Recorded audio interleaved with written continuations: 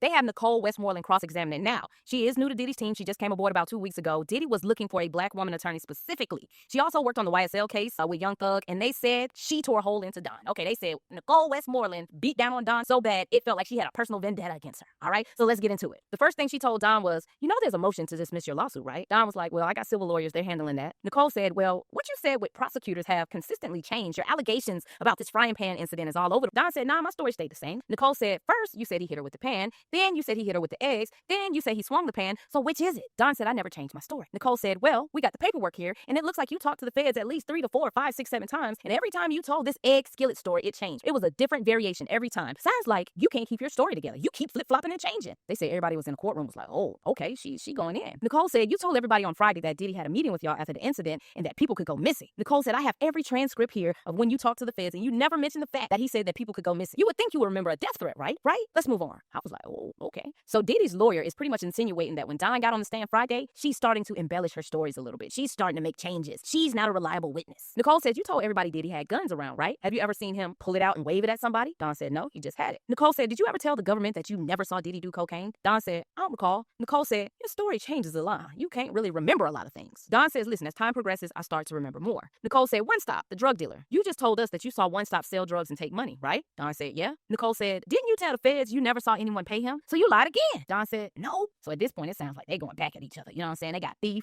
Nicole is catching her up in all these little stories that she's telling, and Don is forgetting, and they kind of like clashing a little bit. Nicole said, when you left Bad Boy, you reached out to Diddy to work with him again. So was you scared for your life or not? Because if you're scared for your life, why you want to work with him again? Don was like, well, I only reached out to him because our other group mate, Kalina Harper, wanted us to get back together. Nicole said, listen, when you left Diddy, your songs never charted. You pretty much was a has-been. You needed Diddy to make more money. You even filed a lawsuit because guess what? You're a has-been. Your career has no motion without Diddy. Don said, I sued Diddy because of work conditions. I had no sleep. Nicole was like, no further questions, Your Honor. So everybody is like, Don left the courthouse deflated. They was like, Nicole Westmoreland, my girl from the A-Town, said she ain't come to play.